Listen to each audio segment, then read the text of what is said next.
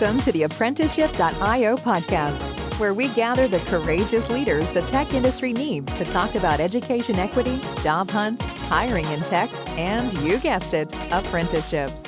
Whether you're considering a career switch to tech, currently studying, or working and leading in tech, we hope to show you stories, ideas, and tactics to inspire you and equip you to make the tech industry and our future together a more equitable place for all of us. Let's get to know today's guest.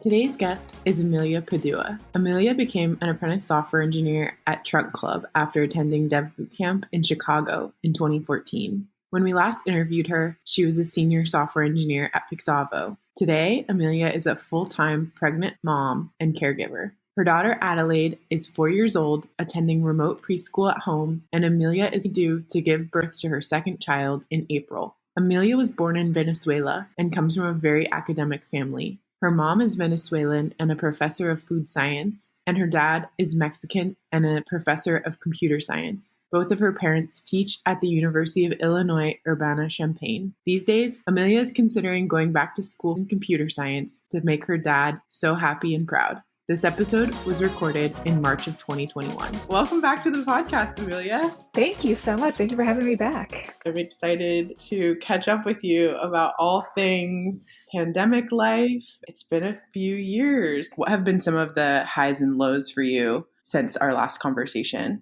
There's so much that happens between work and then at home. At work, I feel like one of the highs was definitely at Pixavo when I was able to take on a segment of the business and lead that on my own mostly. Of course, I had support and help, but I was leading the B2B side of the business. I was the contact for our retail clients. Just a little background of Pixavo. It's software for personal stylists, basically to create outfits and sell clothing to customers. We would sell that to retail companies. So if you go into a company like, say, Nordstrom, you see a sign that says, "Do you need a personal shopper? Call us or come see us." Then we would write the software to help those personal shoppers connect with clients. I was the one that I ended up being the point person for the technology team at the retail company to work with and to set up and do all the integrations with the company. That was great. It was scary at first, but it was really interesting to work on the skill set of not only how to code and figure out balancing, how can we make sure our software is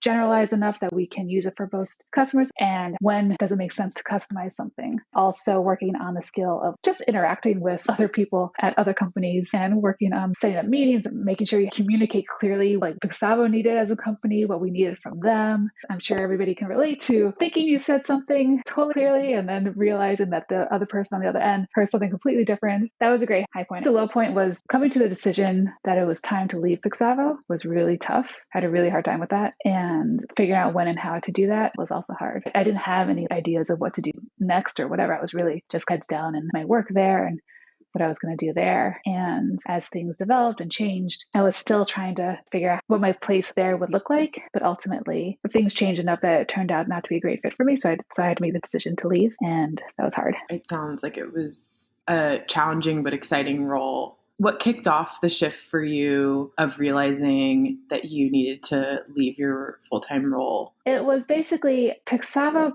was coming to crossroads. We had two sides of the business, the B2B and B2C side, and we had gotten to the point where we had to choose which direction we were going to go. And then with that direction, how do we go about accomplishing that? The decisions were being made, the path that the company was going down. Basically, the role that I would have had was not a role I had originally envisioned myself being part of. We were a really small team to begin with, and in order to build quickly, the idea was to bring in a consulting company to help build that had already a bunch of people hired to build out a big part of the platform to move quickly, which makes sense for a lot of companies. I ended up being the only engineer for a time there, and my role was going to be basically the middle person between a couple different consulting companies, whereas I wanted to be part of a team that was designing and building the platform.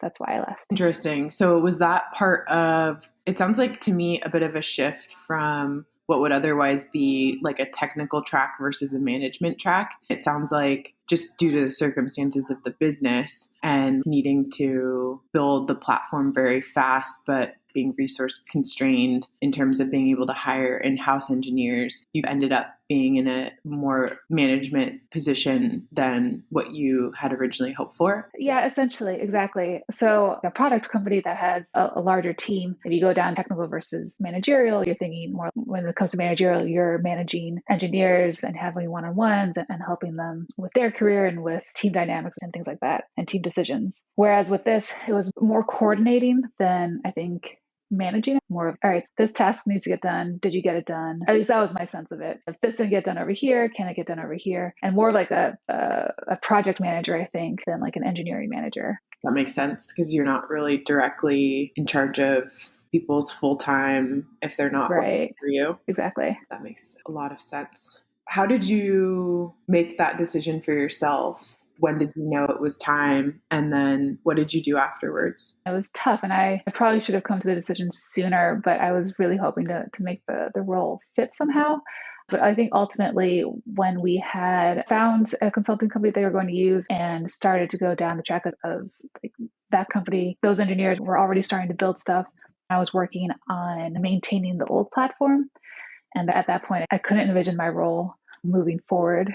Then as the consulting company got going and I could see the roles kind of diverging, I realized that I needed to get out at that point. What did I do at that point? I told them it was time to leave. And my plan was to just take some time off and reassess what I wanted to do and what opportunities were out there. What's funny is I said goodbye and I was taking a little time off. The CEO of Pixavo asked if I could help out a little bit because since I had been the last engineer, they still needed help. They needed somebody to help maintain the old software. So I agreed to help them out for a few more months part-time as a contractor. It's really cool that you essentially were able to negotiate something that worked better for you. What were some of the perks and drawbacks of the flexible contract work for you? It's funny. There's things I love and really don't like about it. So obviously it's great to have flexible hours, just working when you need to work. The nice thing about that particular job and the part-time hours there is that I wasn't really in any meetings. It was truly whenever I wanted to work. The only problem was that I was also always on call. So whatever something broke, I was also the only engineer